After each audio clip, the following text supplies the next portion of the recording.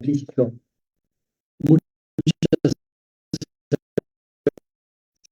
serán los primeros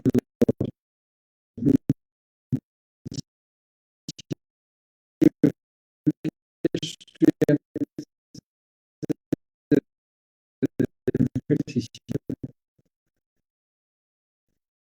Es tener en cuenta cuál era una de las intenciones de campaña del anterior presidente de la República, que era revocación de mandato, por un lado, y la otra parte, la parte relativa a la posibilidad de enjuiciar a los expresidentes. El entonces candidato Andrés Manuel López Obrador hizo toda una campaña política en donde no había lugar que no decía que juzgaban a los expresidentes, a pesar de que deberíamos de tener una tradición que databa propiamente de la época colonial, con los llamados juicios de residencia. ¿Qué era lo que significaban los juicios de residencia? Pues con un enfoque distinto, aquellas personas que eran designados no gobernadores, sino virreyes, eran el segundo escaño después del mandato del rey de España y después de las reinas distintas que hubo, pues era una especie de encargado de la buena administración de las partes. La mayoría de nosotros no alcanzamos a entender lo que significa un juicio de residencia, que era el juicio que al término del ejercicio de un poder que era otorgado en nombre del rey, desde luego en nombre de Dios y en nombre del rey y del pueblo español, en este caso, los virreyes tenían la obligación de rendir cuentas. Si no se podían ir a su casa hasta que entregaran las cuentas de lo que había sido su administración, de las acusaciones públicas que había y de lo que podríamos nosotros considerar como una especie de juicio y una entrega-recepción de quien sale del poder para entregar el mando, es decir, la rendición de cuentas. Se hacía fuera del ámbito del ejercicio del poder, es decir, ya no tenía esa investidura que pues era la autoridad máxima, la que había en la Nueva España, el virrey, pero sí tenía que rendir cuentas y normalmente el nuevo virrey, cuando terminaba su encargo, era comisionado para reemplazar a alguien, lo primero que quería saber era el estado de cosas, cómo estaban las cuentas, cómo estaba la organización social y cómo se encontraba, en qué parte había prosperado o no la encomienda que le había sido otorgada por un monarca. Estos juicios de residencia pues son juicios de rendición de cuentas propiamente. Y entonces señalaba el candidato y se comentaba mucho de que solamente cuando había una especie como de golpe de Estado y se podía pedir la detención de los que estaban al mando del poder, pudieran rendir cuentas. Y señalaban muy claramente de que en México pues los dejábamos ir a los expresidentes sin la rendición de cuenta con las consecuencias debidas. ¿Qué era lo que había en nuestro país? Pues una costumbre de romper la tradición y del que se iba pues era expulsado de la actividad y de la función política. Hubo algunos intentos por perpetuarse en el poder, como lo supimos en el caso del general Álvaro Obregón, en donde después de un periodo quiere regresar al poder, eso ya después de la revolución, y entonces pues terminan permitiendo, modificando la constitución para que regresara a gobernar, gana la elección y después por un accidente aquí en Álvaro Obregón, en donde está el monumento a Álvaro Obregón en la bombilla, pues lo invitan a una recepción entre militares y termina él siendo victimado por un fanático religioso, pero muy acusado y asusado por una serie de gentes. Siempre se dijo que el caso de la ejecución que había habido, porque realmente era una ejecución en contra del presidente electo de México, había causado un verdadero cisma, ya se había cambiado el poder, lo habían entregado a Calles, entonces pues, Álvaro Obregón regresaba a ser el presidente de México. El principio de no reelección con el que se había llevado a cabo la campaña de Madero estaba presente para que se fuera el presidente. ¿Qué había en términos generales? Pues los presidentes se retiraban y tenían la posibilidad desde sus lugares de origen, normalmente o en el extranjero, pues ya concentrarse en cuestiones de poder. Pero ¿qué significaba el mandato de la revocación de mandatos? Y en esa época dorada del prismo, nosotros veíamos que cuando el presidente de la República decidía que un gobernador era incómodo, pues se le quitaban los poderes al gobernador, se declaraba una especie de pérdida del control político de los gobernadores o de las autoridades, y entonces entraba la fuerza del Estado central. Hubo algunos intentos por retirar a algunos gobernadores. El último intento, gran intento que hubo en México, se dio cuando quisieron quitar al gobernador de Tabasco, precisamente Carlos Madrazo, y entonces, bueno, con la ayuda de Jan González, que era su mentor político, le dijo, pues, tú dile al secretario de Gobernación que vas a entregar el gobierno y no va a haber nada.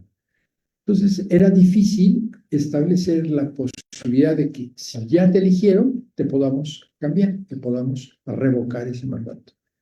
En otras latitudes sí existe la institución de la revocación de mandato. Y entonces, a través de una especie de elección a la mitad del término, así se estableció en el caso de la legislación mexicana, se le pudiera decir al presidente de la República en turno, no nos gusta la forma que estás manejando las cosas, vamos a revocarte esa potestad que te hemos entregado y tú ya no vas a ser el presidente.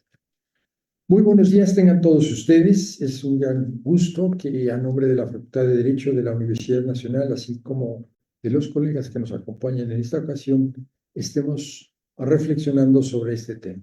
El tema que vamos a abordar el día de hoy es la participación ciudadana como una parte esencial de nuestro Estado de Derecho. Es decir, tenemos un Estado de Derecho siempre y cuando la ciudadanía participe de una manera u otra. En la actualidad, los mecanismos de participación ciudadana se han convertido en una pieza clave, abriendo nuevas vías para que la sociedad se involucre de una manera directa en las decisiones que afectan su entorno. Pero, y siempre el pero como prácticamente todas las instituciones que hemos analizado en este seminario, se trata de un arma de doble filo, la participación ciudadana. Y desde luego las bondades vienen aparejadas por la aceptación de los propios riesgos y de los propios méritos y retos que representan esto. El concepto que hoy analizamos es el de Estado participativo, pero también el concepto de una democracia participativa que ha cobrado una especial relevancia en el contexto del Estado constitucional de derecho, es decir, el Estado constitucional moderno. En la actualidad no basta con la afirmación de la soberanía que reside en el pueblo como una especie de fórmula teórica o quizás también como un ritual vacío de nuestro sistema de gobierno. El Estado democrático se define por la implementación efectiva de todos aquellos mecanismos que permiten la participación ciudadana en la toma de decisiones. Recordemos las definiciones que nos da Aristóteles de democracia, en donde participa el pueblo y el pueblo decide. Y un eslogan repetido hasta el cansancio en la pasada administración era de que el pueblo es el que manda y el pueblo es el que decide qué quiere y qué no quiere. Esta participación no se limita a la representación indirecta a través del sufragio, es decir, a través de funcionarios electos, sino que también abarca procedimientos directos de toma de decisiones. En nuestra Constitución esto se ha alcanzado a través de la figura, una figura novedosa, que se llama consulta popular. Es decir, levanten la mano los que estén de acuerdo y el pueblo ha decidido tal o cual cosa. Esta consulta popular que ofrece un canal para que todos los ciudadanos pudieran influir en los temas, en las decisiones del interés colectivo, es algo novedoso para países como el nuestro, en donde casi nunca se le consultaba al pueblo qué era lo que quería, sino se le daba lo que pensaba el gobernante que el pueblo era lo que quería. Sin embargo, el ejercicio de estos mecanismos plantean desafíos importantes, esencialmente cuando los temas en cuestión pueden tocar aspectos fundamentales de los derechos humanos, pero también cambiar la estructura institucional de nuestra sociedad. La incorporación de esta figura en nuestro texto constitucional no es un caso aislado de los últimos tiempos, sino que representa una iteración más de una tendencia que se ha generalizado a lo largo de la vida de las democracias modernas en los últimos años y que ha tenido un éxito extraordinario y un crecimiento formidable en América Latina, en donde muchos estados han incorporado disposiciones semejantes en sus textos legales y desde luego en sus textos constitucionales. Hay, por supuesto, variaciones importantes, desde aquellas en donde el referéndum o el plebiscito sirve meramente como una rúbrica final para una propuesta legislativa que ha sido previamente aprobada. Tenemos el ejemplo frecuente en los Estados Unidos con las propuestas que se hacen cuando se va a elegir gobernador o a medio término del gobernador para ver si están de acuerdo en el aborto, o están de acuerdo en el matrimonio de personas del mismo sexo, o están de acuerdo en adoptar una política de represión mucho mayor o no darles determinado tipo de estímulos a la sociedad. Por ejemplo, el aportar recursos para que recursos públicos vayan a escuelas privadas, en donde el aspecto de las escuelas privadas que prevalecen son escuelas de carácter religioso. Entonces, ese plebiscito que se da muy frecuentemente en otras sociedades, principalmente europeas, el caso de los cantones suizos, en donde todas las decisiones de cambio de paradigma urbano, de autorización para construcción, de autorización para un camino, una escuela en un lugar determinado, es sometida a la aprobación de la comunidad que se va a ver beneficiada o perjudicada con su establecimiento. Entonces, el referéndum o el plebiscito sirve meramente como la rúbrica final para una propuesta legislativa que ha sido previamente aprobada por el Poder Legislativo, aunque en ocasiones también es una herramienta muy eficaz, extraordinariamente eficaz para superar el escollo de una legislatura en donde el gobierno en turno no cuenta con una mayoría y es necesaria esa mayoría para la modificación legislativa, hasta aquellas en donde se ha implementado modificaciones de carácter constitucional sustanciales a través de estos procedimientos que son procedimientos de democracia directa. La consulta popular. La consulta popular contemplada por nuestra Constitución se encuentra probablemente más cerca del primero de los extremos. El propio texto constitucional regula detalladamente esta figura de la consulta popular. De acuerdo con el artículo 35 de la fracción octava de nuestra Constitución, el presidente de la República, una tercera parte del Congreso o el 2% del electorado puede convocar a una consulta popular, pero con ciertas limitaciones. Es decir, las limitaciones que establece en la Constitución, el artículo 35, fracción octava, señala hasta dónde podemos someter a una consulta popular alguna determinación de nuestra forma de gobierno.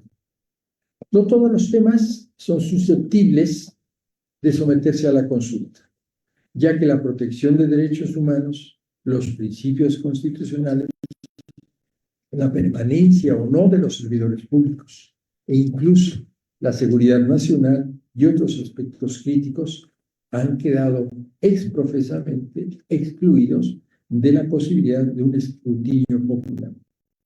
Este enfoque busca proteger los valores fundamentales, desde luego, de nuestra Carta Magna, es decir, de la Constitución, sustraerlos a un debate público que, lejos de resultar ilustrativo, pudiera generar consensos y puede tener aspectos disruptivos, pero sobre todo aspectos polarizantes de la sociedad.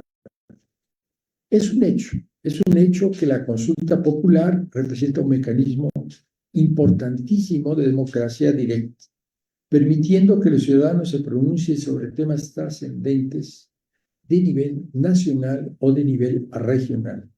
No obstante, Su implementación ha generado debates tanto sobre la efectividad como sobre su viabilidad constitucional.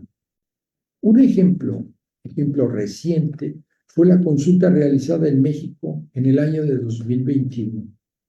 Consulta que no alcanzó el umbral de participación necesaria para poder ser vinculante.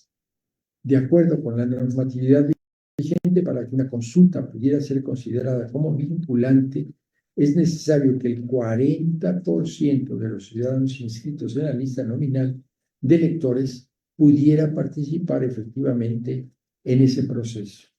El 40%. El 40% puso en duda la capacidad de electores para participar en el proceso, pero también puso en duda la capacidad real para influir en la política pública bajo el actual marco normativo. Este caso nos demuestra la necesidad de fortalecer el vínculo entre la ciudadanía y los procesos democráticos, a fin de garantizar que los mecanismos participativos no solamente sean un ritual vacío o una formalidad, sino que se conviertan en una herramienta eficaz para la toma de posiciones en cosas y en temas que nos afectan a la vida cotidiana. Así como señalamos al comienzo del proceso democrático del Estado constitucional de derecho, radica en el reconocimiento de que la soberanía radica esencialmente en el pueblo, y si bien se expresa e instrumenta a través de sus representantes electos, el elemento participativo implica una dimensión adicional dentro de este componente. Así, no se trata pues solamente de que la ciudadanía cuente con voz, de que la ciudadanía cuente con un voto en el procedimiento, sino también de la forma en que se instrumentan los distintos mecanismos de participación. Este tema, es el punto central de la revisión de Constitucionalidad 1 del 2020. Este punto de revisión de la Constitucionalidad 1 del 2020 deriva de la solicitud que presentó el presidente de la República para llevar a cabo una consulta popular relativa al esclarecimiento de los posibles hechos delictivos ocurridos durante los sexenios pasados, es decir, durante los sexenios de la época llamada neoliberal. El contexto es, desde una perspectiva histórica sumamente interesante para los historiadores, pero también para nosotros, uno de los puntos centrales de la campaña para las elecciones presidenciales del 2018 fue la promesa de investigar y en su caso de sancionar lo que era percibido por un sector considerable de la población como actos inadmisibles de corrupción en todas las administraciones pasadas. Es decir, en 2018, el candidato de Morena propuso llamar a cuentas a los expresidentes. Durante el proceso electoral, un proceso electoral atípico, se hizo alusión específica a varios funcionarios de aquellas administraciones, pero en especial de los expresidentes anteriores. En este sentido, la convocatoria a una consulta popular constituía una forma de dar cumplimiento a esa promesa de campaña del 2018 que había hecho Andrés Manuel López Obrador de Morena. Desde luego, uno de los puntos que resalta en esta cuestión son la anomalía del punto sometido a la consulta. No se trataba, por ejemplo, de la promulgación de una reforma en materia penal que permitiera sancionar a estas personas. Esto habría sido necesario desde nuestro punto de vista. Finalmente, el gobierno en turno contaba con las mayorías adecuadas en el Congreso para aprobar cualquier cambio de dicha normatividad. Y fútil, pues cualquier norma emitida en aquel momento no sería susceptible de una aplicación retroactiva a estos actores durante las campañas políticas. Entonces, en síntesis, la consulta pretendía simplemente determinar si era dable o no era dable el proceder penalmente contra esas personas, bajo el marco normativo preexistente en materia penal. No se proponía un cambio sustancial a la normatividad, es decir, a la legislación, ni tampoco se proponían modificaciones a las instituciones, ni nada de lo que habitualmente tendría que haber llevado esas iniciativas. Bajo una perspectiva eminentemente jurídica, se trataba, a final de cuentas, de un ejercicio que nosotros considerábamos que resultaba redundante. Las fiscalías competentes para conocer de esos delitos no solamente ya contaban con las facultades para iniciar investigaciones, ya contaban con facultades para iniciar los procesos correspondientes, sino que también estaban obligadas por el mismo marco normativo a llevar a cabo esas investigaciones. En este contexto, esta dicotomía se vuelve interesante, suponiendo que la consulta hubiera alcanzado el umbral de participación necesario, lo cual, repetimos, no ocurrió. No ocurrió, por lo que todo quedaría por el momento en una mera y simple especulación. Nos encontraríamos así frente a dos alternativas. Un voto a favor de proceder equivaldría, en términos generales, a ordenar a las autoridades ministeriales que llevaran a cabo las acciones que ya estaban obligados previamente a llevar a cabo. O bien, si había un voto en contra, implicaría ordenarles a las autoridades que no diesen cumplimiento a su función que constitucional y legalmente estaban obligadas a llevar por un mandato expreso de la ley. En otras palabras, las alternativas eran redundancia o contradicción, no había de más. Esta inconsistencia, por supuesto, no pasó desapercibida y la respuesta de la sociedad civil en términos generales no se hizo esperar. Además de resaltar una serie de problemas lógicos que acabo de señalar, numerosas organizaciones no gubernamentales reprobaban enérgicamente someter la justicia a una consulta y a un voto popular, como si los derechos de las víctimas, en particular el derecho a la verdad de la sociedad, fuese una cuestión susceptible de ser votada por la población en general. Así las cosas. El asunto llegó a la Suprema Corte, siguiendo los lineamientos del texto constitucional para su revisión. Con la siguiente redacción nos fue presentada la solicitud por parte del presidente de la República. ¿Está usted de acuerdo o no con que las autoridades competentes, con apego a las leyes y a los procedimientos aplicables, investiguen y en su caso sancionen la presunta comisión de delitos por parte de los expresidentes Carlos Salinas de Gortari, Ernesto Zedillo Ponce de León, Vicente Fox Quesada, Felipe Calderón Hinojosa y Enrique Peña Nieto antes, durante y después de sus respectivas gestiones?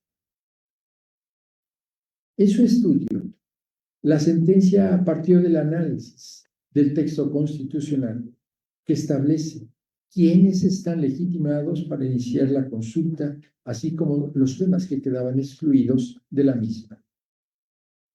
Así, la labor de la Suprema Corte en estos casos era y es la de verificar que la materia de la consulta fuera constitucional y que la pregunta fuera clara y objetiva y legal.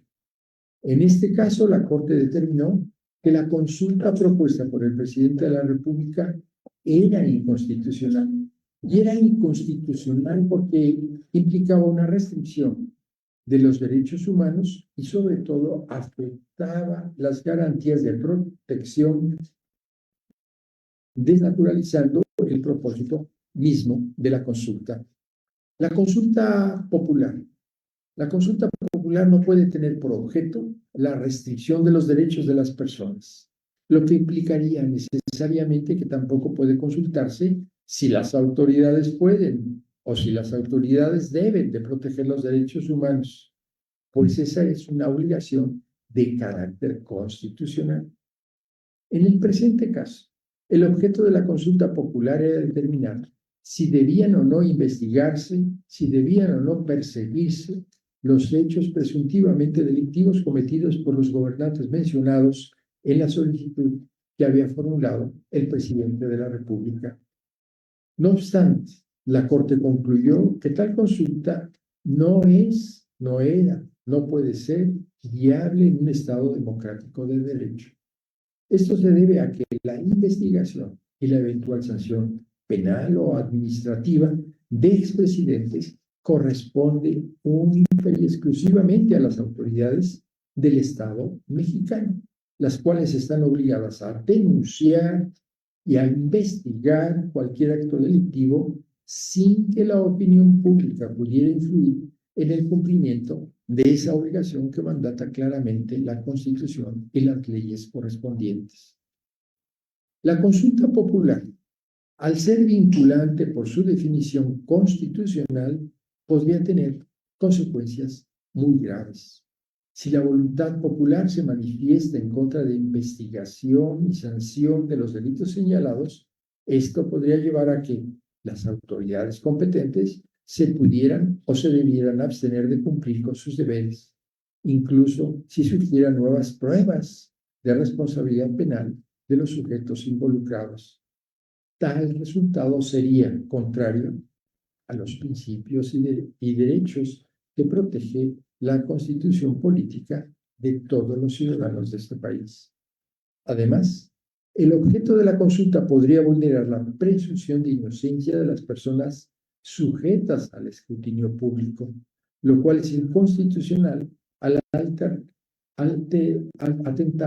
contra el derecho del debido proceso penal. Pero también habría que reconocerlo, podría afectar negativamente los derechos de la víctima y sobre todo los derechos de la sociedad en general. Este caso pone en evidencia preguntas importantes sobre la idoneidad de someter ciertos temas a la voluntad popular, la presunción de inocencia, el derecho a un juicio justo, son pilares del Estado de Derecho que no debieran de estar sujetos a la fluctuante y manipulable opinión pública. La consulta popular, en este sentido, no debería de utilizarse como un instrumento del gobierno para decidir sobre cuestiones jurídicas que exigen una protección más rigurosa de los derechos individuales de las personas involucradas. El riesgo de comprometer estos derechos fundamentales es alto cuando se permite que la mayoría decida sobre cuestiones de naturaleza penal. El proceso judicial, cualquier proceso judicial, por su propia naturaleza requiere imparcialidad y una evaluación exhaustiva de las pruebas, lo que se podría haber distorsionado si se somete a una votación popular. Este dilema evidencia las tensiones inherentes entre una democracia directa y la protección que se exige de un Estado democrático de los derechos fundamentales. Si bien la consulta popular es un instrumento para fortalecer la participación ciudadana, es en esencia que su uso esté delimitado por criterios que aseguren la integridad de los principios constitucionales. También es necesario destacar que el proceso de revisión de la constitucionalidad de la consulta por parte de la Suprema Corte de Justicia de la Nación es una pieza central en el funcionamiento de la institución novedosa de la consulta popular.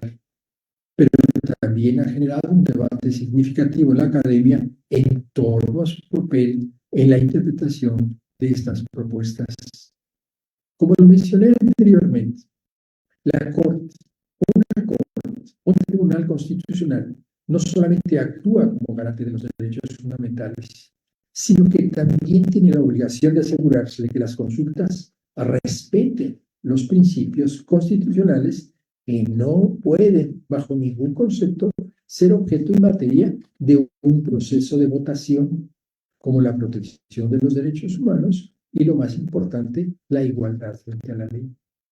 La Constitución y el Código Nacional de Procedimientos Penales proveen mecanismos adecuados para que cualquier persona pueda denunciar los delitos. Pueda denunciar los delitos obligando al Ministerio Público a investigar, obligando al Ministerio Público a sancionar a los responsables. En este contexto, la consulta popular no es una vía constitucionalmente apropiada para iniciar investigaciones o incluso persecuciones de contenido penal. En su resolución, la Suprema Corte señaló que la consulta podría vulnerar el principio de igualdad consagrado en el artículo 4 constitucional. Este principio implica que las leyes deben de aplicarse uniformemente a todas las personas en situaciones similares. Someter a algunos individuos a un escrutinio público selectivo para determinar si deben o no deben ser sancionados, si deben o no ser investigados, mientras que otros no reciben el mismo trato, podría contrariar este principio constitucional.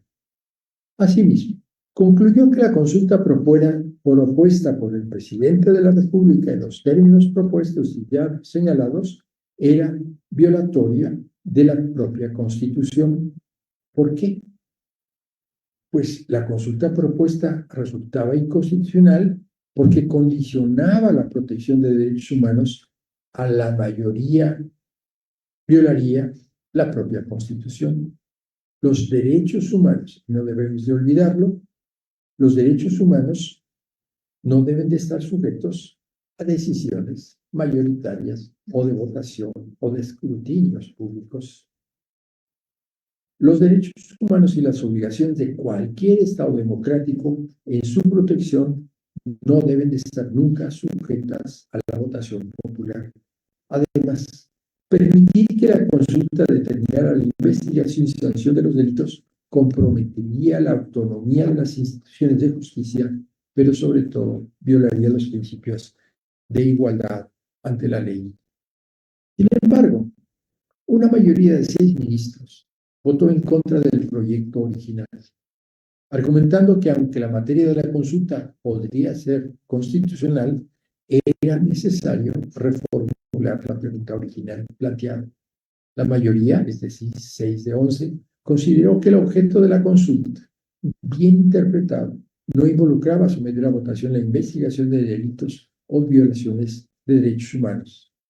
Y desde esta perspectiva, el derecho a la consulta y la Constitución no restringen los derechos humanos ni sus garantías. En consecuencia, el texto final que se aprobó quedó en los siguientes términos. ¿Estás de acuerdo o no en que se lleven a cabo las acciones pertinentes con apego al marco constitucional y marco legal para emprender un proceso de esclarecimiento de las decisiones políticas tomadas en los años pasados por los actores políticos encaminadas a garantizar la justicia y los derechos posibles de las víctimas? En mi voto en contra del proyecto original, sostuve que el objeto de la consulta resultaba constitucional y no se trataba de decidir si se debían o no investigar y sancionar delitos o violaciones de derechos humanos. Mi conclusión se basaba en el carácter de derecho humano a la consulta popular y su importancia dentro de un modelo democrático previsto por la Constitución, en lugar de en distinciones entre facultades, órganos y procesos. Debemos recordar que es crucial interpretar la solicitud de consulta bajo su mejor luz, permitiendo siempre que, si hay elementos suficientes dentro de los límites constitucionales, se facilite el ejercicio de los derechos de la ciudadanía a ser consultada en temas relevantes. La Suprema Corte de Justicia de la Nación también tiene obligaciones, como la de garantizar que el derecho a participar en consultas populares se ejerza en condiciones democráticas y conforme a lo que establece el artículo 35, fracción octava de nuestra Carta Magna. Según esta interpretación, el objeto de la consulta era, o debiera ser, permitir que la ciudadanía decida si deben de establecerse mecanismos institucionales adicionales para esclarecer la verdad sobre las acciones de los actores políticos relevantes que podrían constituir delitos graves o incluso violaciones de derechos humanos. Estos mecanismos reemplazarían ni tampoco condicionarían las instituciones que ya tenemos, es decir, las instituciones existentes, sino simplemente que servirían como complementos para garantizar el derecho a la verdad de la ciudadanía y de las posibles víctimas. Por lo anterior, considero que es posible determinar que el objeto de una consulta debe consistir en el caso presente, que preguntarle a la ciudadanía si debe crearse nuevos cauces institucionales o incluso mecanismos complementarios de los ya existentes para dilucidar o incluso aclarar la verdad en el marco de la legalidad y con respeto al debido proceso de las decisiones y de las actuaciones protagonizadas por exfuncionarios de alta jerarquía de los últimos 30 años, es legal o no. Esta materia no es inconstitucional, no constituye una restricción de los derechos humanos o de sus garantías, sino simplemente el establecimiento de nuevas garantías para la protección de todos. Muchas gracias.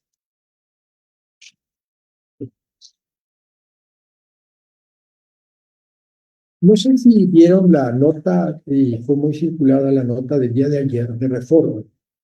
Resulta que una persona fallece en circunstancias especiales y los videos graban qué sucedió. Yo quedé petrificado ante la noticia porque pues la que nos dio la autoridad, la que nos dio la Secretaría de la Defensa Nacional, la que nos dieron las autoridades, fue muy distinta a la realidad. Cuando se establece la petición de que si pasamos a la Guardia Nacional, al Ejército, querían someterlo a una consulta, finalmente hubo modificaciones. No podemos consultar todo, hay cosas que podemos consultar, como cuando ustedes llegan a un restaurante y les consultan qué quieren tomar o qué quieren comer, o si quieren o no quieren que les pase la cuenta cuando terminan.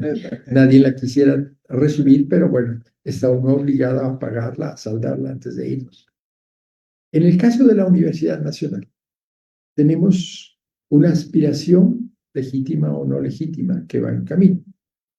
En noviembre viene una determinación para elegir a un nuevo director en la Facultad de Ciencias Políticas y Sociales. Se les está preguntando a los alumnos, ¿quieres participar en el proceso de selección del director para que con tu voto se elija a quien deba permanecer en la dirección de la escuela o no debes? La legislación universitaria es muy clara de quién decide quién es el electo o cuál es el procedimiento para elegir a un director. Ustedes acaban de pasar por un proceso en el caso del nombramiento de la directora de la Facultad de Derecho, nombramiento afortunado que recayó en nada por segunda ocasión. Fuimos pioneros en muchos aspectos, pero ese es uno muy importante. ¿Qué van a decir los alumnos? Vamos a someter la calificación aprobados o no aprobados. El alumno va a pedir que todo el grupo lo apruebe. Si lo sometemos a consulta, pues variamos totalmente el padrón. ¿Podemos consultar en una votación si estamos enfermos o no estamos enfermos? Pues yo creo que no. ¿Podemos preguntar el tratamiento que queremos? Esa es otra cosa. A ustedes les pueden preguntar, ¿quieres tu vuelo con escalas a Nueva York o lo quieres vuelo directo? Les pueden consultar. Hay cosas que son consultables. Pero la justicia en términos generales, pues es muy difícil.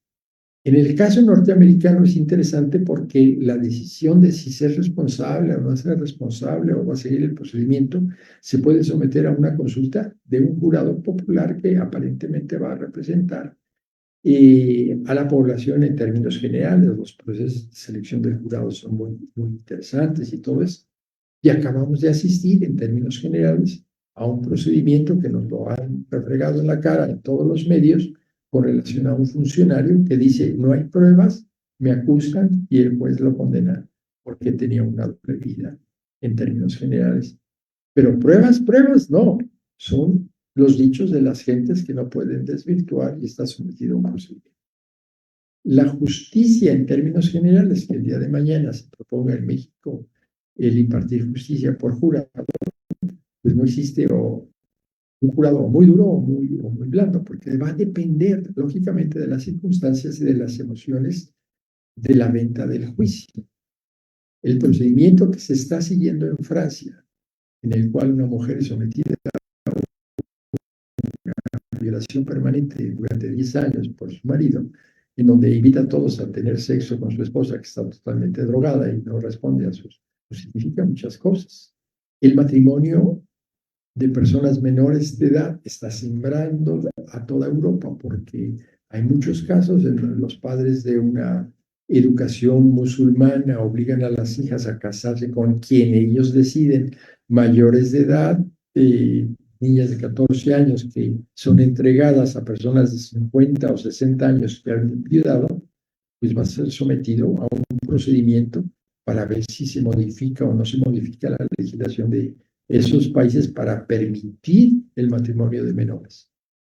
Aquí en México, le preguntamos a un sector de la sociedad, ¿debemos o no debemos de permitir pues el matrimonio igualitario? ¿Debemos de permitir o no permitir tales cosas? Pues dependiendo un poco del ambiente de la manera si les preguntamos a los trabajadores de una fábrica si quieren 3 días de asueto en lugar de 2 o en lugar de 1, pues la mayoría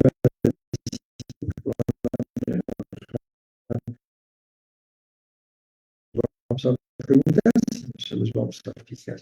Es muy maleable. Y en este caso, como toda la campaña de sexenio que acaba de terminar se basó en que vamos a meter a la cárcel a los responsables, vamos a hacer eso. Entonces, cuando llega el presidente, propone estas modificaciones para la consulta popular para someter a procedimiento a 30 años antes que él, a ver si había o no había habido responsabilidad. Como no se aprobó la pregunta, que no era una pregunta, sino era una serie de preguntas, como la quería el presidente de la República en ese momento, pues la crítica se dejó venir. Pero era muy directa la que quería él, que Carlos Salinas de Gortari, que Vicente Fox, Felipe Calderón y todos los que habían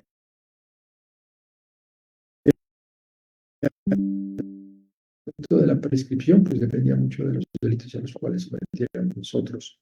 O sea, preguntarnos por qué no hicimos bien la tarea cuando teníamos 6 años o 7 años de edad en primera año de kinder o que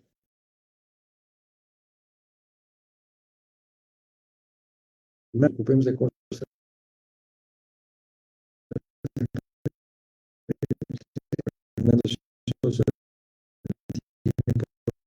posiciones muy radicales.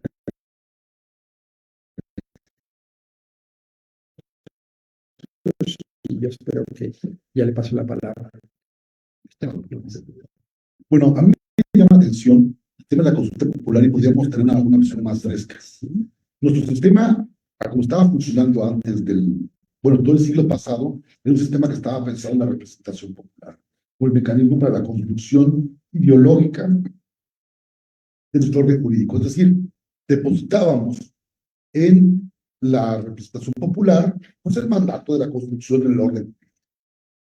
Entonces, ha habido una queja, sobre todo cuando vivimos o seguimos viviendo, pues en la única parte que ya no tengo claro, un partido hegemónico que tenía el control y se afianzó en México un sistema jurídico tan duro que básicamente era un estado un partido de estado, en donde utilizando las argucias de la propia representación popular, pues había un control directo del pensamiento popular, fuera lo que es. Entonces, el 39, que es el discurso que se utiliza mucho para sostener la representación popular, es decir, este mandato que hoy por hoy es el artículo más conocido y pareciera que es el mandato que se utiliza de actualización, es el pueblo manda. Y pareciera que la única forma de mandar es por conducto del elector. El pueblo solo se traduce del elector. Y este tema creo que llevó, y lo voy a decir con mucho respeto, a uno de los peores conceptos que se ha creado en la doctrina mexicana: el constituyente permanente. O sea, es una argucia literaria, y no lo voy a decir yo, no tengo esa capacidad para decir lo que está mal el concepto. El constituyente permanente lo formula Tena Ramírez siendo ministro y afortunadamente profesor de la Libre, no quiero decir nada con eso, solo queda claro, como una forma de justificar una situación intermedia que la doctrina constitucional no conocía. Hay dos tipos de poderes, constituidos y constituyentes, no más ni menos. Lo que hace Tena Ramírez en ese momento es considerar que la facultad reformadora de la Constitución era un intermedio entre el constituido y constituyente, que tenía todas las para poder modificar como si estuviéramos colocando un constituyente en cada momento, sin límites, aunque en una lectura extremadamente formalista y literal de la Constitución, el límite está implícito, por lo menos normalmente, en el quórum para integrar este órgano. Y que esto no puede ser impugnable. Cuando esto lo ve uno de los grandes constitucionalistas, que lamentablemente su paso por la vida laboral lo convirtió más bien visto como un laboralista, el doctor Mario Lacueva, rector de la universidad, él creó un libro muy interesante que creo que lamentablemente no ha tenido la difusión ni las ediciones que tuvo el derecho constitucional mexicano en Tena Ramírez, con todo el problema de esta divulgación que tuvo, que es la teoría de la Constitución de Mario Lacueva.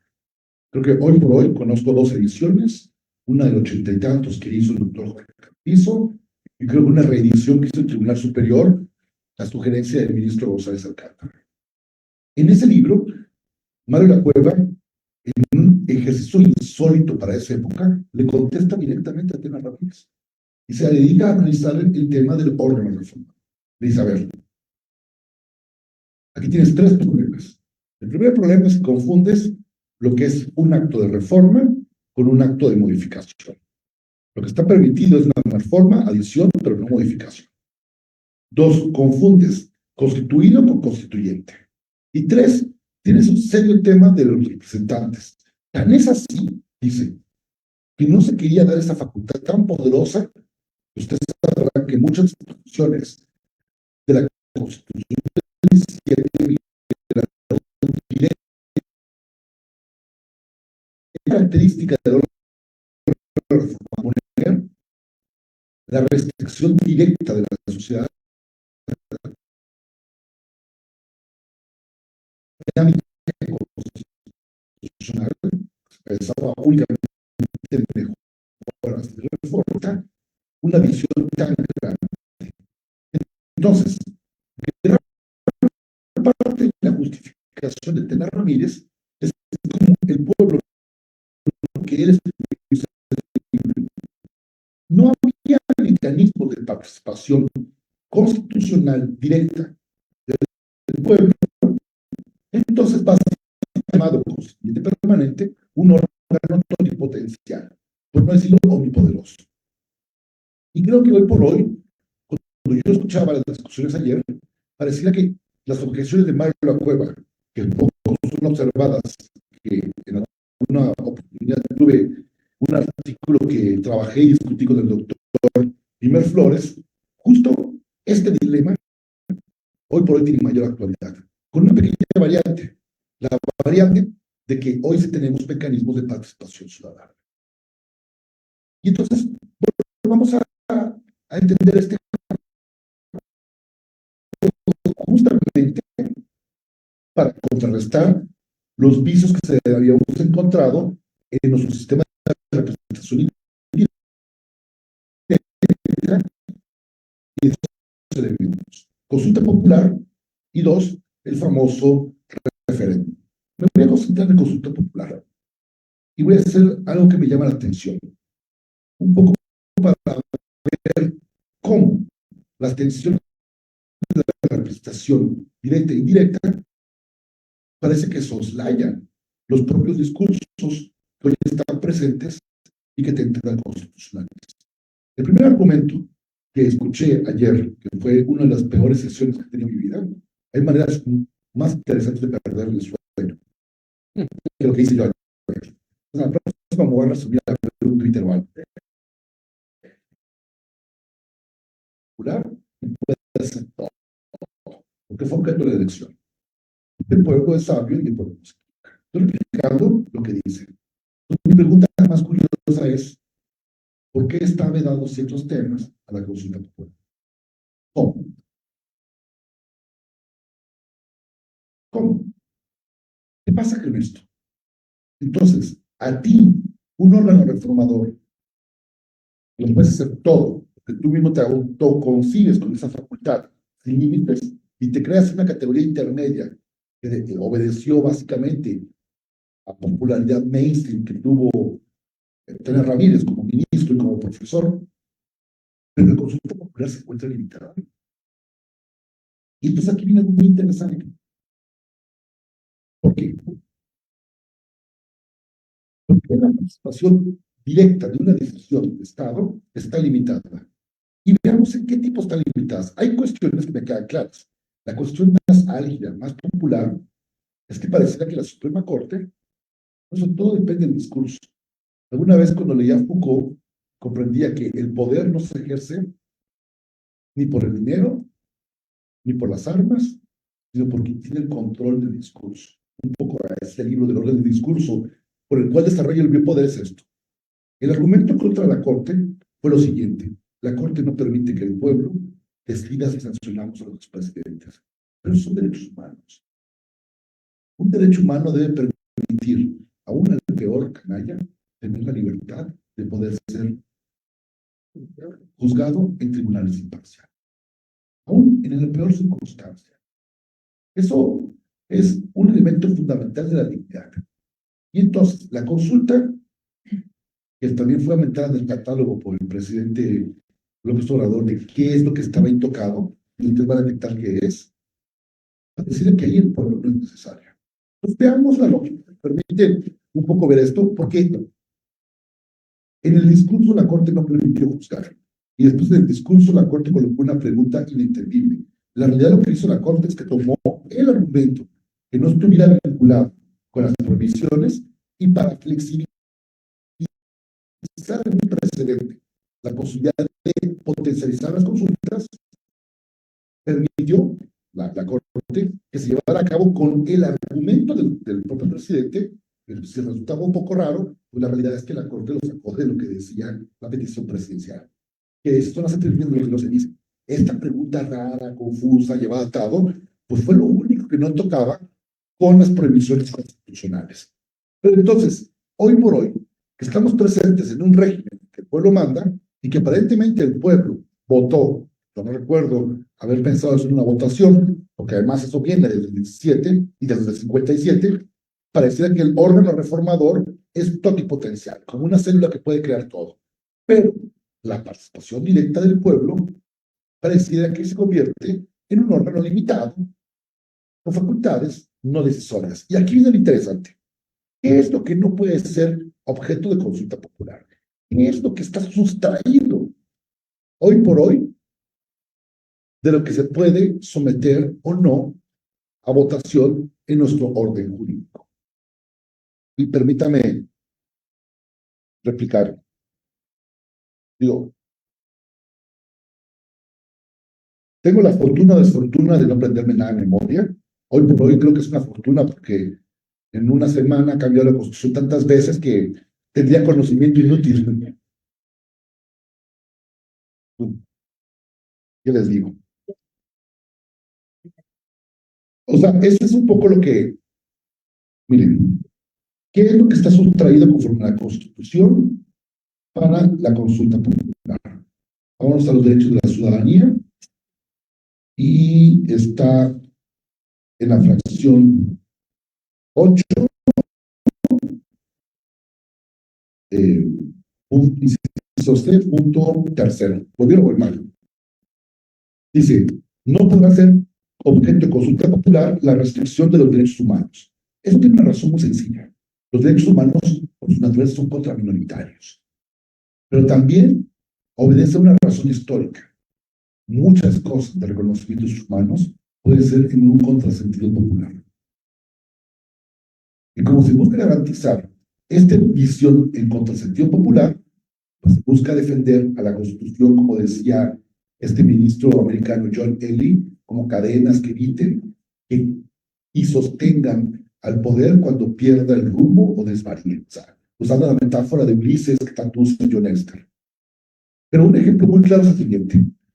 Un ejemplo de una política popular de los años 20, 30 en México fue, y era extremadamente popular, persecución, prohibición de matrimonio, prohibición de venta de comida, asesinato, perspectiva de que vienen a robarnos a las mujeres y a nuestros hijos, degradación de la raza.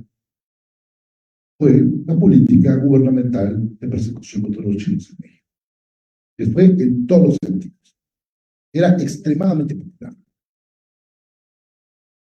No veo hoy pidiendo una disculpa por eso, pero ese tipo de cuestiones son las que se busca sustraer. Hubo mucho antes que la Alemania nazi, en México, una persecución interracial terrible. Legal en Sonora, estaba prescrito el matrimonio, hay tesis de la Corte Popular de esa época en donde no podían vender alimentos. Irónicamente, uno de los grandes impulsores fue Álvaro Obregón, y la gran ironía de esto, ironía triste, es que la calle Álvaro Obregón de la Roma era básicamente conocida por los cafés de chinos. Por eso hay una cafetería muy famosa que retomó ese concepto, le pone, no quise hacer el comercial, pero bueno. Entonces son ironías que olvidamos en la historia. Otro concepto que se entiende es que también cuando se empezó a ver el tema de derechos humanos y la participación popular, ustedes pueden recordar por lo menos qué fue el suceso del último jurado popular de nuestro país. El último jurado popular de nuestro país, como lo han relatado mucho, pues fue la desfortunia de la primer Miss México, María Teresa de Landa, que al descubrir que su esposo, el general revolucionario, tenía otro matrimonio, por posiblemente ella era bígama, pues lo mató. El resultado final del jurado popular fue la absolución total de ella. Y fue interesante, porque el jurado popular la liberó a ella porque la consideraba víctima, pues, de las aspiraciones efervescentes del poder revolucionario de los años 20. Entonces, se podría entender un poco ese sentido. Pero vean, dice, ni las garantías para su protección. Esto es lo que me llama la atención. Hoy por hoy, y ayer discutían justamente eso, se pueden prohibir las acciones y controversias hacia las reformas constitucionales, pues la visión para aplicar a la Constitución del poder reformador es de que no se puede. Pero entonces, el pueblo no puede decidir sobre las garantías de su protección. Yo entiendo este apartado como algo muy sencillo. Tú no puedes decidir si esta garantía es buena o mala, pero sí puedes decidir quizás en no quitarte una garantía.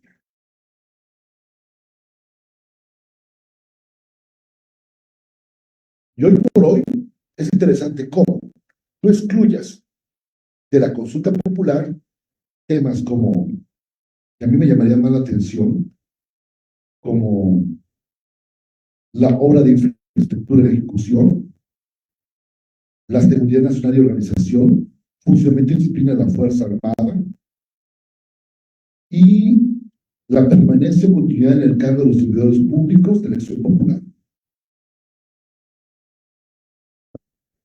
Básicamente, el poder reformador hoy por hoy podría, como está, ojo, cambiar la Constitución y eliminar a todos los plurinominales, concluyéndose el cargo al día siguiente. Con una garantía constitucional, básicamente es que nadie que sea electo por vocación popular va a ser removido sin causa del poder. Hoy pueden hacer eso. Y entonces la pregunta que yo haría es, un poco para la sugerencia del ministro González Alcántara. En ese libro, la recuerda una reforma constitucional que no está vinculada directamente con la parte sustantiva de derechos humanos, sino con sus garantías, pero ojo, con la restricción de sus garantías, no con las garantías existentes. ¿A qué se refiere este párrafo? Y creo que esta es la parte que esta sentencia de la Corte no se vio en su exacta dimensión. Bueno, la Corte decidió hacer arqueología, muy criticada en su momento, de tratar de buscar en el contenido de la petición, aunque concluyera en una pregunta absurda, pues, ¿qué hacemos, no? No podíamos tampoco cambiar la petición a máxima, era buscar un precedente que sí flexibilizara totalmente la consulta popular. Y hoy por hoy que nos preguntábamos, cuando hablamos del mecanismo de representación indirecta que ha sido criticado en nuestro sistema jurídico, es el que consagra los límites de alcances de un órgano reformador conformado netamente por representación indirecta. La representación más directa, que es la consulta popular, no tiene plazos de petición ni de sesión. Nos pareciera que la ironía es esto, me pareciera que para ellos el pueblo no está algo que quiere. Gracias.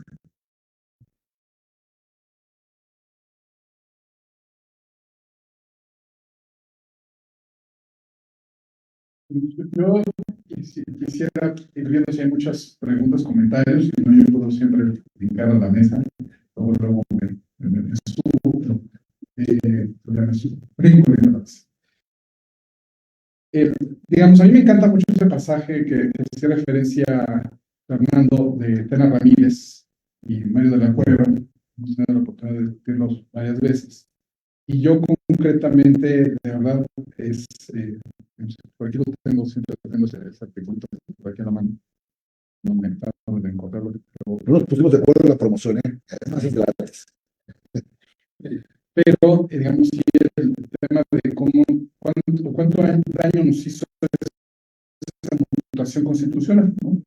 Pienso que también otra que pues, comentamos el otro día era la de el debido monopolio a favor del amparo y a favor del Poder Judicial Federal. Entonces, esas dos mutaciones, porque digamos, esa constitucional, yo creo que hablaba de un poder reformador, un órgano revisor, y déjame decir, si busco el yo lo tenía abierto por ahí, lo busco rápidamente. Pero a lo que quiero llegar es que en ese fraseo de Tena Ramírez, creo que sí cae en una contradicción lógica muy profunda. Entonces, déjenme aquí contestarlo. Pero bueno, entonces, ese es uno. Lo otro que me llama mucha atención es efectivamente lo de lo popular, lo de la consulta popular, lo de la participación política. Por supuesto que esta idea de la democracia como gobierno del pueblo, por el pueblo, para el pueblo,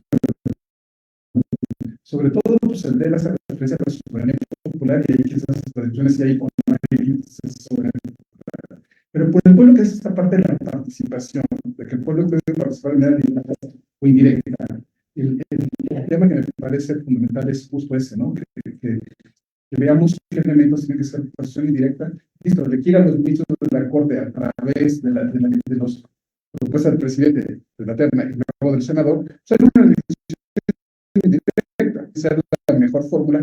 No sé, para elegir quizás a los 9 ministros o 11, quizás no sea tan difícil, pero a todos los jueces y magistrados me parece un despropósito.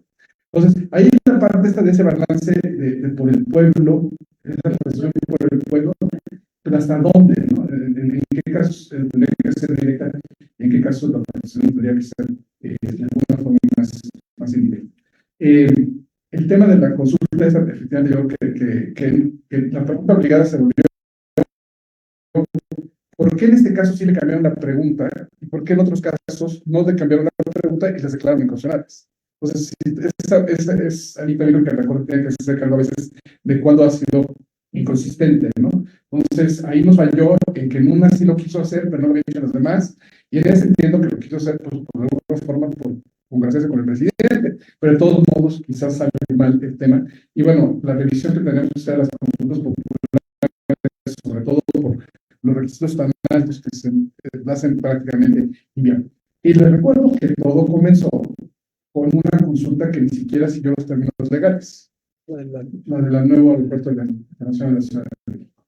Entonces, sí hay como muchos temitas que hubo digamos, yo no tengo en contra de la pasión del pueblo, como soy fan, he defendido las empresas independientes, la revocación del mandato, referéndums, consultas, todo eso, pero que se haga conforme a las reglas del juego y no otra vez conociendo todas las reglas Ya encontré aquí el parrafito, uno de los parrafitos de José Tena Ramírez. Cito: se dice que el poder reformador creado por el constituyente no puede igualar ni menos rebasar la soberanía de que gozó el constituyente al dar la Constitución.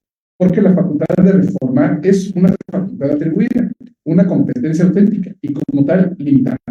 De ese modo, las decisiones políticas fundamentales de la Constitución son asuntos propios del poder constituyente del pueblo, no pertenecen a las instancias autorizadas para reformar y revisar la Constitución.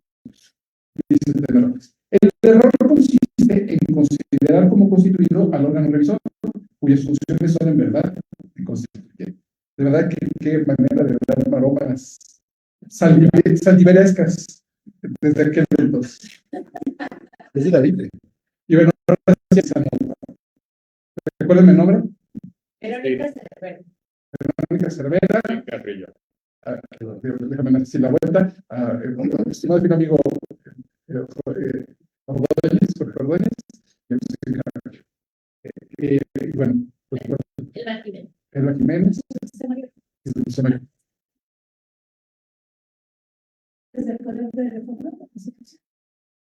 Yo tengo, esos son de mis citas, de mis textos, de donde yo lo uso, lo cito ahí, pero concretamente este principio de reforma constitucional al Poder Judicial mexicano es en el tema de Ramírez, es El derecho constitucional mexicano. sí, pero es que ese bueno, aquí lo tengo. Resulta que Tena Ramírez publicó esos avances de lo que sería luego su libro, y lo publicó en la revista de entonces todavía Escuela Nacional de Jurisprudencia, y los diálogos se lo he publicado luego en el libro, ¿no? Entonces, pero sí creo que ese es el capítulo. Aquí la mano. De hecho, se llama constituyente permanente. Se llama Competencia del Poder Revisor de la Constitución, 1942. Yo lo tengo en un moquedito de la doctrina constitucional mexicana, donde lo pongo en este momento. Pero bueno, entonces esa, pero todos tienen palabra. Bueno, entonces, primero Verónica. Muy buenos días, me presento Verónica Cervera Torres, soy profesora de la especialidad de Derechos Humanos de Claro. Pues la verdad agradezco la charla, siempre aprendo mucho en estos seminarios, la oportunidad de que sean profesores en inicio de un valor de gusto de conocer a los ponentes. Yo también sumándome a estas reflexiones, siempre he considerado que después de la reforma de derechos humanos se tenía que trabajar en una nueva teoría constitucional, definitivamente. ¿Por qué? Porque ya es un cambio de paradigma. Entonces, muchos de los conceptos clásicos, históricos, autores también muy respetados, pues hay que ser un poco, no sé si la palabra sea benevolentes, pero estaban escribiendo en otra época. No estaban escribiendo desde el concepto de derechos humanos. Entonces, siempre he considerado que la academia ahí tenía un salto pendiente en reconstruir una nueva teoría constitucional de todo, de la A a la Z, revisar todos los conceptos de teoría constitucional. De hecho, de los pocos autores que yo recuerdo que empezó a ver eso fue el doctor Cruz Marcel. De hecho, tiene un libro que se llama Hacia una teoría constitucional de derechos humanos. En su libro claramente dice: yo no puedo aventar esa tarea porque será titánica. Pero nada más pongo algunos aspectos que creo que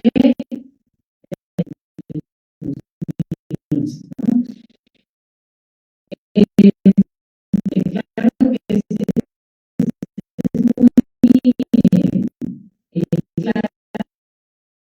es muy claro la democracia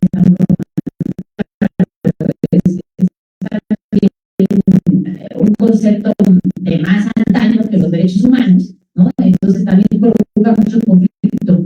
Es decir, espérame, hay límites también a la democracia, hay límites a la consulta popular, son derechos humanos. Claro que eso se lo dices a las personas, ¿no? Porque sí es muy arraigado esta cuestión del poder que también las personas tienen al participar y al externar sus usos.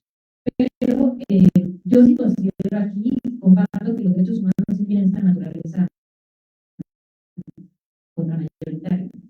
Y también está el principio de progresividad, que no podemos dejarlo de lado. Y justamente todo lo que estamos viviendo, a mí, yo considero que tendría más conflictos si hubiera pasado antes de la reforma de derechos humanos. posibilita, digamos, decir un alto. Y también lo pongo a pensar en otra reflexión, así como ya se dijo que, bueno, con la consulta popular, un límite muy importante son derechos humanos y garantías, también incluso, por ejemplo, para la cuestión indígena. O sea, ya la Constitución también muy claramente dice que para los usos y costumbres indígenas, con todo lo fuerte que se escucha eso, también hay limitaciones de derechos humanos. Entonces, algo que también es desde un aspecto comunitario también muy fuerte de identidad indígena, también hay derechos humanos ahí que no puedes trastocar, ¿no? Por mucho que alegues tradiciones indígenas milenarias, de venta de mujeres, etcétera, pues ahí también es otro elemento que decimos también. Incluso a la cuestión indígena, no es lo que nos preocupa es que el discurso de derechos humanos está limitado. El discurso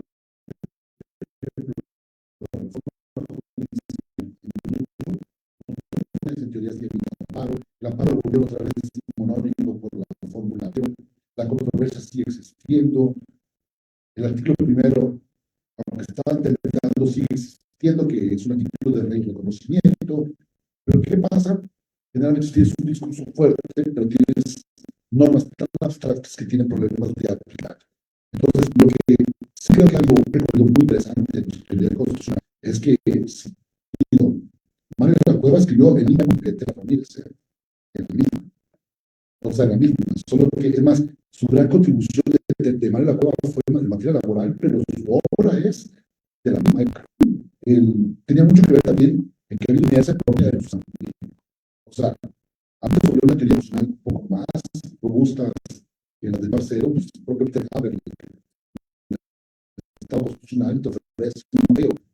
Pero la teoría debe obedecer a dos cosas: estructura orgánica y estructura estatal. Por ejemplo, yo pienso, cuando se analizaba el poder formador, el papel del municipio era inexistente.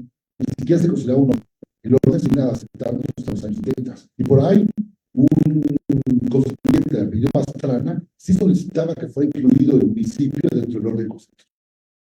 A mí lo que me preocupa de esta postura con hipotético reformador es que podemos llegar a la, digamos, a la parábola del barco de Teseo, ¿no? O sea, ¿en qué punto ese barco va a ser otro barco? Mi pregunta, y no la hago yo, pero yo escuchaba al presidente decir: en la Constitución del 17 no se consideraba la reelección de los legisladores, ¿no? Por los 12, al igual que los populares.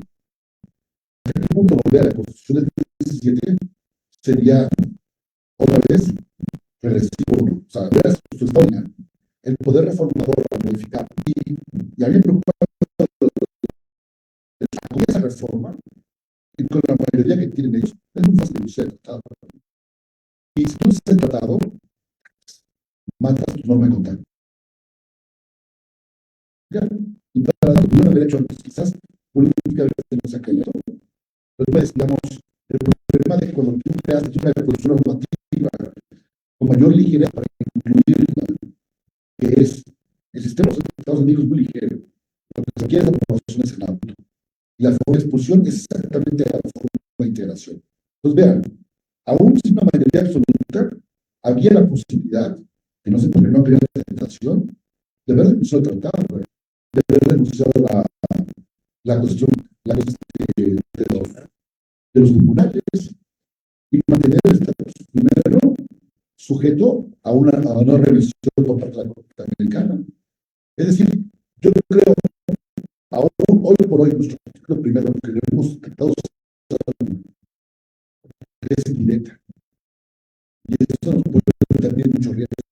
De hecho, la preocupación primigenia de nosotros, cuando vimos la propuesta, fue que era más educado a la Universidad del Tratado, por lo menos era mucho más técnico. Pero un poco porque estamos en tiempos en donde el discurso que estamos buscando es eliminar las posibilidades orgánicas para presentar derechos humanos. ¿De qué nos sirve una Comisión de Derechos Humanos cuando limita la ratificación? No sé si fue sí mismo o es eso de calor.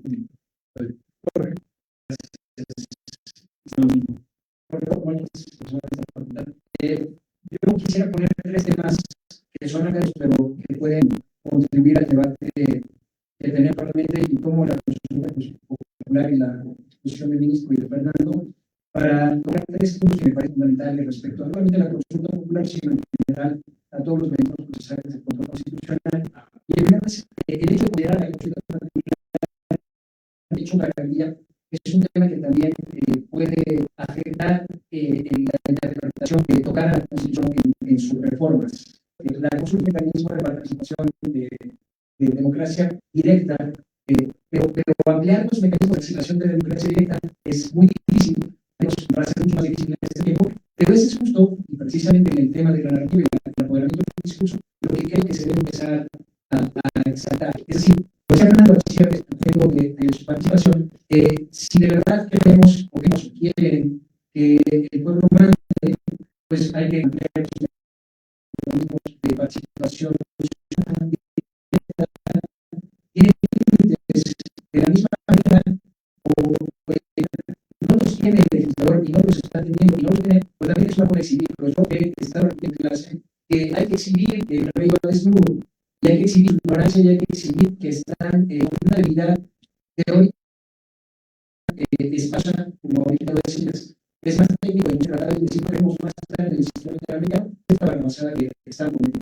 ¿No? Y tercer tema, el primero es pues, si la actualización de la consulta popular como derecho a garantía me parece muy bien la ampliación de la participación ciudadana, como también apoderamiento del discurso, decirles que no están en realidad dándole mecanismos de participación al pueblo, comillas, y estos límites que están en la instrucción deberían haber los límites para que el poder formador no tocara esos límites ni los trastocara esos límites, es la estructura fundamental del Estado, el 39 y el 40, y luego eso justamente, que los límites de la consulta son límites al tratamiento de la Constitución. Si quieres tocar la Constitución, bueno, pero los límites que tiene lo mismo para tocar la Constitución deberían ser los límites que tiene tu poder formador para trastocar la Constitución. Gracias a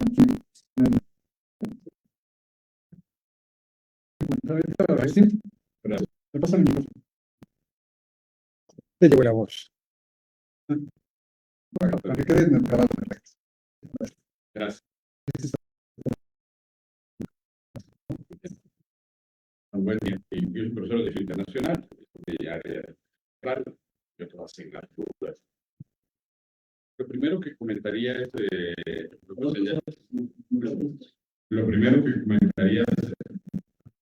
iniciaría con lo que señaló el ministro González Alcántara, de este tipo de prácticas al margen de la actividad.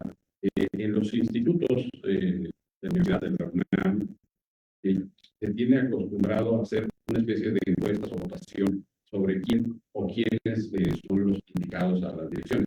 En ciencias políticas se hizo tanto en maestros como en estudiantes. El resultado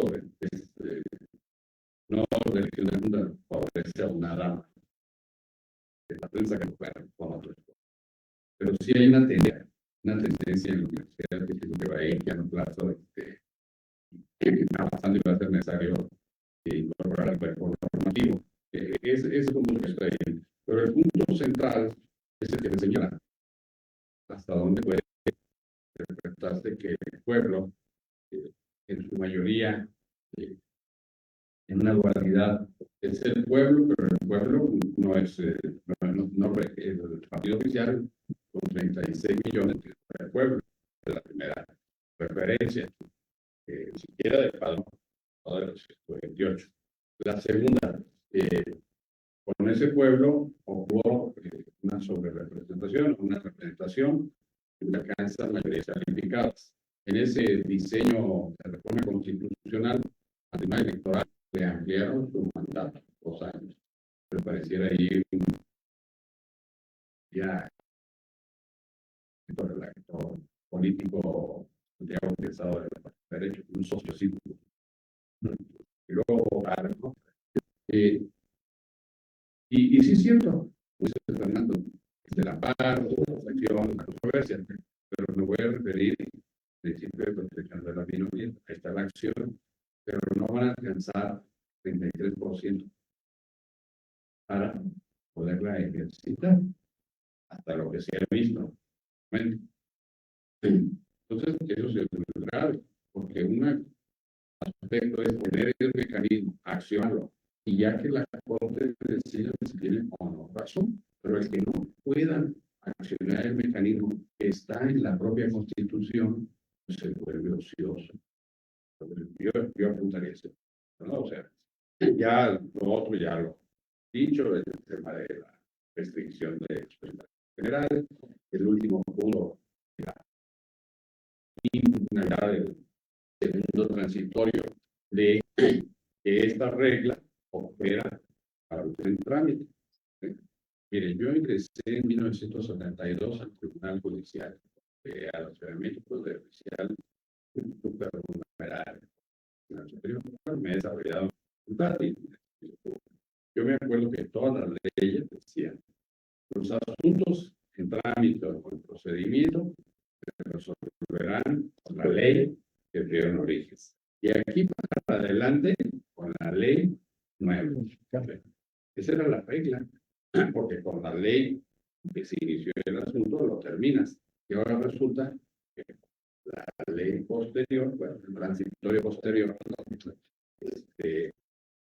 colisiona con el 14º con el plan de legalidad. La cuestión puede ser retroactiva, podemos decir que sí, porque es la voluntad. ¿De acuerdo? Sí, pero afecta a mi derecho. Pues sí, es un tema que están apoderando de las instituciones, de la voluntad nuestra. Y en la mañana oí un comentarista con Carmen Aristegui que decía, bueno, esos son rasgos del sistema que se alojó en Europa, en la Italia fascista, en la Alemania, y yo lo concluiría para no más tiempo, los que en esa frase pues están conmigo o están contra mí.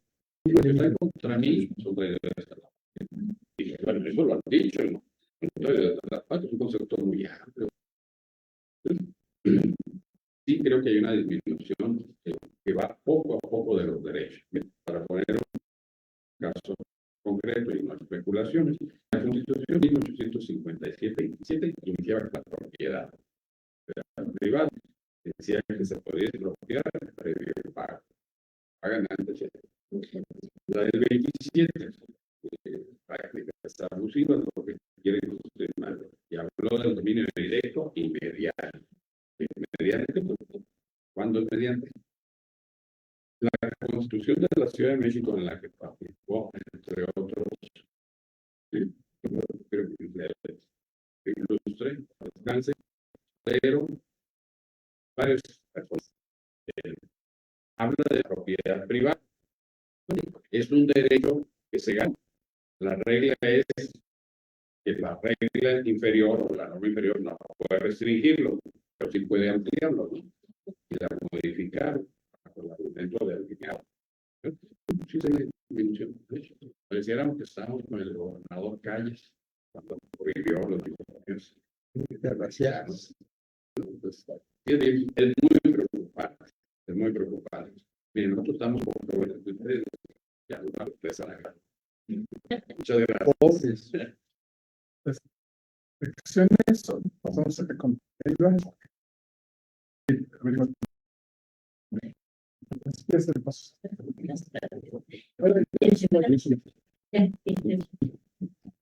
pues coincido también en parte de que es no solo verlo desde el punto de la forma, sino también del fondo, ¿no? Cuando nos referimos a un mecanismo de consulta. Es importante, y bueno, aquí también en este momento se plantea por su tema de plantear o de llevar a cabo la pregunta donde había 2 o 3 personas al mismo tiempo, y pues había cosas que a lo mejor probablemente estamos de acuerdo y a lo mejor no se logra, y luego había cosas efectivamente que inicialmente podían ser inconstitucionales y otras constitucionales. Entonces, creo que eso también es muy importante en estos mecanismos, y es algo que nos está hablando, que el día de clase. En ese sentido, entender también que el procedimiento, igual se desarrolla de consulta constitucional de ese punto, deberíamos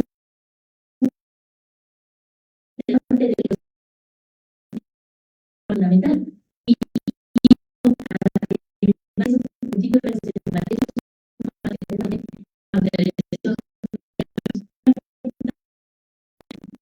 una consulta popular para dejar de ser un gobierno preponderantemente ahora parlamentario, y empezamos a hablar de esta y tampoco estamos de acuerdo porque poder porque no ahora poder como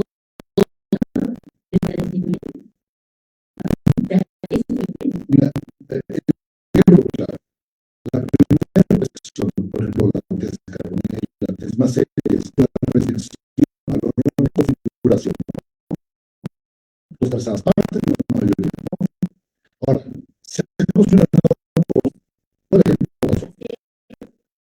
cuando el Senado le pide al Senado, entonces la pregunta que yo me hago, ¿tiene facultades? No. Es lo que se puede decir.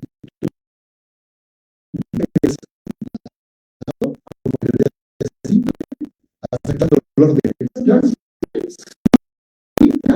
mayoría, sin minoría.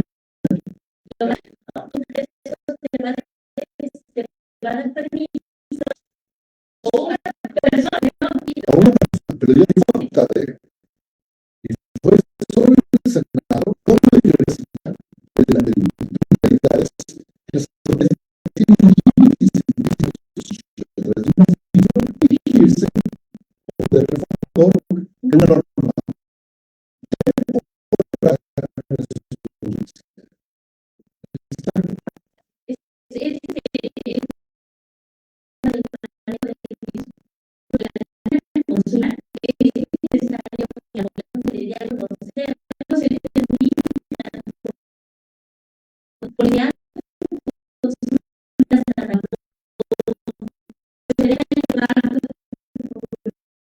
lo que que sí tenemos que por eso vamos a la gente no sabe qué realmente se está resolviendo. Y con independencia de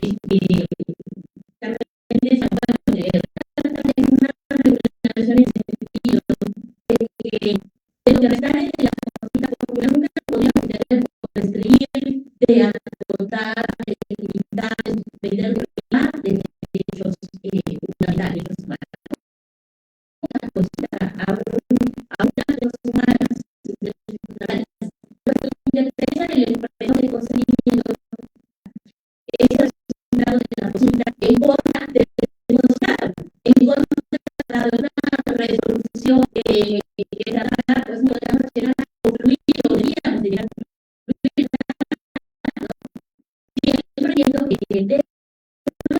legitimar alguna lesión o legitimar el estilo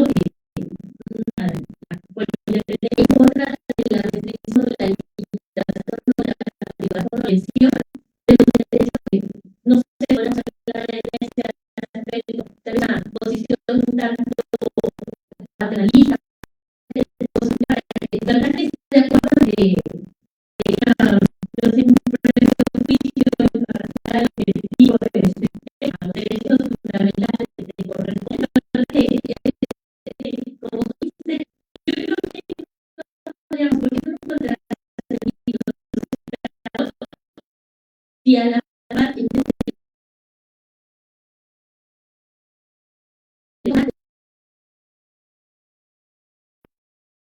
usar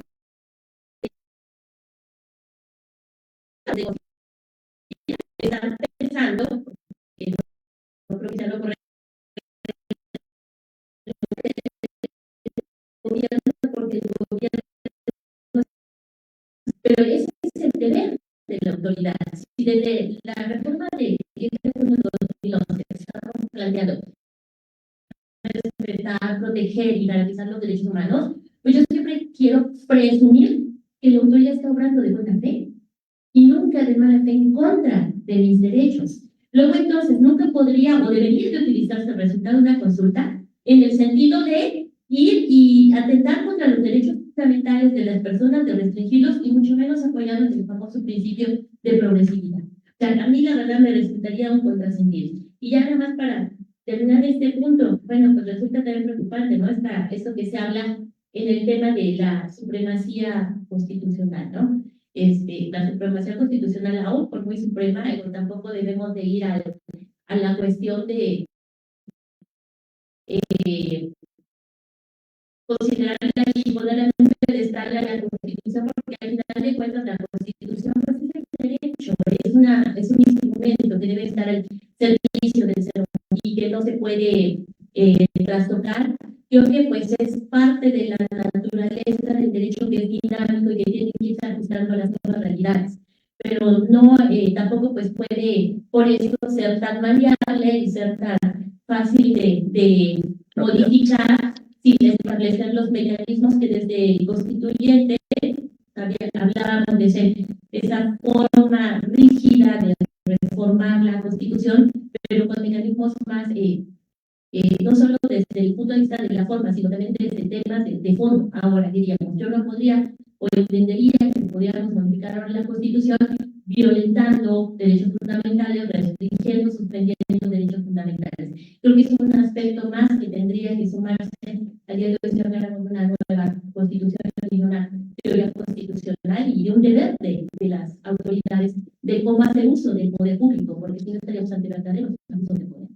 Porque se Sí, o sea, la parte interesante de la consulta jamás debería ser usada en contra. Estoy de acuerdo. La pregunta es que la consulta también deriva de los suelos de poder. O sea, la consulta popular está confeccionada para solicitarse no solo por la población, sino porque algún ente de poder quiera poner a votación alguna política que no encuadre en las prohibiciones. Y esto va a ser usado, evidentemente, para dar legitimidad a alguna acción. Yo recuerdo cuando en la Corte empezó a haber el primer enfrentamiento duro sobre la acción de inconstitucionalidad respecto al aborto, la reacción del presidente no fue grata.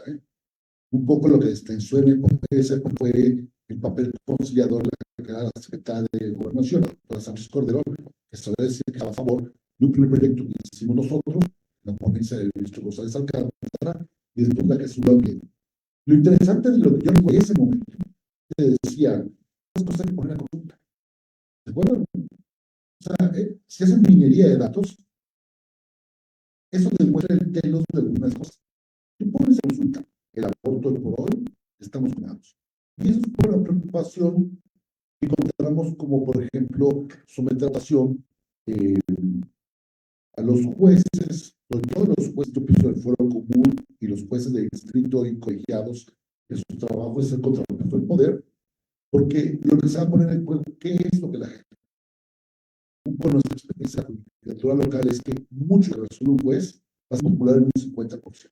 Porque de entrada no la va a nacional. La mayoría de asuntos que luego del Foro Común son mercantiles, en donde evidentemente va a tener un brazo de la población y lo odia, porque se convierte él en el ejecutor. Tenemos el precedente, por ejemplo, en Estados Unidos, en donde las Cortes Supremas, que creo que no estoy equivocado, hay lo que se llama Free Judge, que habla sobre temas de las campañas. Son dos jueces locales, justo cuando tienen que resolver el patrimonio local en la Corte local. Dicen, con esto perdemos nuestro trabajo. Y sí lo perdieron. O sea, la campaña no fue tan duro por el matrimonio igualitario que perdieron a almas. Entonces, creo que los mecanismos de actuación tienen que ver con los impactos fundamentales del Estado. Un poco explicando lo que dice Carlos Weinstein, explicando lo que dice Schmidt, recordando con la Constitución. Para mí la Constitución es un pacto de nación. Y hay de un mínimo que nos una a todos, ¿no? Pero quizás nos ha faltado civismo y nos ha dado un control de las demás cosas. Por eso, derechos humanos son cosas muy terribles. Por ejemplo, no temas de derechos humanos, sino el discurso. Si yo me voy por el Ejecutivo, le voy a decir, ejerciendo libertad de expresión, el fulano de tal es una corrupta, la pregunta es, desde un punto de poder, en la persona ejerce libertad de expresión o ejerce su derecho, su obligación de informar la vida.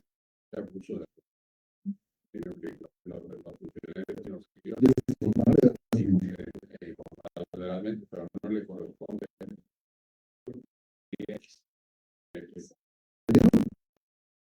En mi libertad de expresión. Entonces también creo que nos falta empezar a ver cómo, incluso a veces de los discursos de derechos humanos se convierte como, digamos, en un otro. Si me permites un Sí, claro. Sí, este tema de las consultas y referéndums del mandato, hay que partir de que el Estado mexicano, la nación, tenemos de enseñanza a y eso en nomenclatura. Eso dice el papito, porque la constitucional nos regresa como a sexto, séptimo. Entonces, esa es la primera. Chile tiene una ley educativa mayor en el proyecto de constitución que no lo dejó el presidente, pero recibió el resultado negativo, no. Legó de la Cuarta a la Quinta República, y lo llevó a la Comisión de Expertos, recibió el 80% de apoyo a la Constitución, se fue a la Asamblea Nacional, pero en México y en cualquier país, parte de estos ejercicios de consultas desde el poder, y el poder tiene mecanismos para accionar. El poder tiene un partido que gana a través de los mecanismos democráticos. La visión tiene dinero, entonces no podemos ver el tema de las consultas que solamente a la norma, sino tenemos que verlo a la realidad. Cuando uno se enfrenta a una consulta con todo el aparato, ya sabe quién la va a ganar o quién la va a ganar. ¿Qué falta? Acá, Dulce. La primera.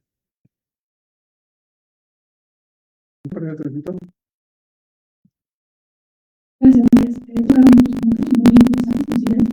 Espero también que pongan quiénes son para los de los antes del Poder Judicial para saber qué quieren pueblos encontrarles o cada cuánto se debe preguntar. Vamos a empezar a implementar consultas de todo. No es que esté mal, sino cómo se hacen. Y por ejemplo, lo tenemos ahorita. No podría hacerse consulta, ni se llama una votación para incluir integrantes del Poder Judicial. Porque se tuvo que haber reformado la ley y los procesos electorales. Y por ejemplo, esa consulta que estaba comentando el señor ministro, y fue popular, no lo sabemos. Y pues en el fondo, considero que la resolución es muy clara, y que efectivamente mucha empresa de esas decisiones y de esos temas, pero justamente es lo que la ley tiene que determinar. Y por ejemplo, ahora que tenemos un poder ejecutivo en materia de constitución, que lo que hizo fue colocar la constitución y está cambiando todo. Y ya lo vimos, o sea, con Canadá, con una nueva constitución, va a ser un gobierno socialista, transforma el nuevo socialismo. Claro, después como que se dieron los situación y pues no a veces no se va a poder sí, no entiendo que Chiapas, Sinaloa, y bueno, pues la parte de información que tienen ustedes, si es un grave problema, por ejemplo, parece una judicial, y que sobre todo no es más sensible, el derecho que más impacta el mismo mundo, pues no es algo que las fiscalías tienen que hacer. Y entonces, ¿cuánto trabajo implica? Por ejemplo, si hiciéramos, si se pudiera hacer ejercicio, llamando de una manera, la legislación de una persona responsable de la organización federal, pero pues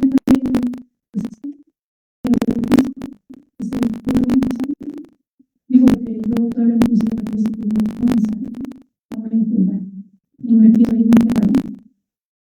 Y bueno, y justamente se debe de investigar esas acciones de esta administración, la necesidad de la ciencia de la doctora me llamó muchísimo la atención, y yo creo que eso es lo que nos ha pasado con el derecho, tenemos una excesiva revolución, y yo creo que lo más importante es que se ejercite y que se cumpla lo que tenemos. Y ahora sí que me pregunto, porque veo todos los problemas, profesores, ministros, actores, que se están haciendo de todos, y que también nos toca informar la población. Antes que termine aquí, que nos corra el maestro, porque tiene rentado el salón hasta una hora determinada, aunque la directora se lo presta generosamente. En términos generales tenemos mucho que reflexionar. Yo creo que las participaciones de los maestros, de las maestras, nos ayuda mucho a entender el problema y el momento que vivimos. Nos viene una reforma de carácter judicial muy importante que habrá que tener en cuenta, pero tenemos que reflejarlo también en los planes de estudio. Tendremos que modificarlos, darnos en la Facultad de Derecho, en los consejos académicos, en los colegios de profesores y los mismos alumnos, qué tipo de derecho vamos a tener que enfrentar ya de mañana, qué tipo de administración de justicia o le llamen a lo que vamos a tener en lugar de la actual administración de justicia. Hasta dónde los códigos procesales que tenemos en vigor nos van a dar a nosotros la oportunidad de ejercer una profesión. El maestro decía con mucha simpatía que a él no le va a tocar, a él le va a tocar y a todos nos va a tocar, aún los más viejos, nos va a tocar la modificación a la que tenemos que estar preparados. Y los alumnos nuestros, los que tenemos la fortuna de ejercer la docencia o hemos tenido la fortuna de ejercer la docencia, tendremos que sentarnos a reflexionar hacia dónde vamos. Vamos en un barco y llevados por la marea, por el viento, pero no sabemos a qué puerto vamos a arribar y a qué puerto queremos arribar y dónde queremos bajarnos. Entonces, esto es motivo de preocupación en los poderes judiciales federales, desde luego en los locales, pues deben de estar conscientes de que viene un cambio radical. Y las preguntas de quién es el jefe del fiscal general de la República o el jefe del fiscal local, pues lo sabemos muy claro, porque pueden ser autónomos en su leyenda, pero cuando dependen de alguien para mantenerse en el poder, para mantenerse en la función, pues ya no son tan independientes de su trabajo, aunque la ley lo diga. Es como el hijo que dice, ya soy mayor de edad, pues sí, hijo, pero no me pidas para el gasto, para tu colegiatura y menos para tu coche, y menos para completar tus paseos o tus esparcimientos. Eres mayor de edad, sí, hazte responsable y mantén.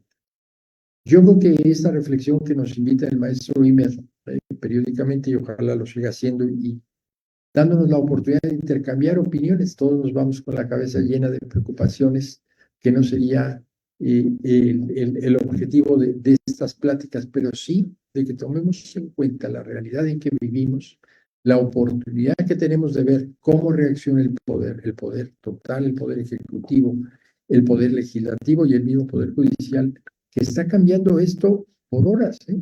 Por horas estamos reescribiendo la Constitución, que puede que tengamos que retroceder, como decían las reformas constitucionales de Cárdenas, que hasta la fecha las estamos viendo, o de Calles, o de los grandes próceres, y esas discusiones que se daban hace casi 100 años entre María de la Cueva y algunos otros y autores que venían hablando de esos temas, pues están presentes ahora.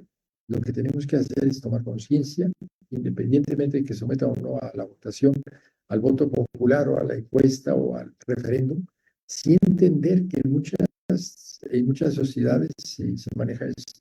Yo tuve la experiencia de vivir en Suecia, en un departamento en donde se compartían las lavadoras, porque habíamos estudiantes y había gente mayor, en donde la gente se preocupaba porque estuvieran limpios los depósitos de basura, que los sacáramos en la noche para que en la madrugada pasara el camión y se los llevara, donde la gente mantenía el respeto absoluto en una situación de vivencia condominal.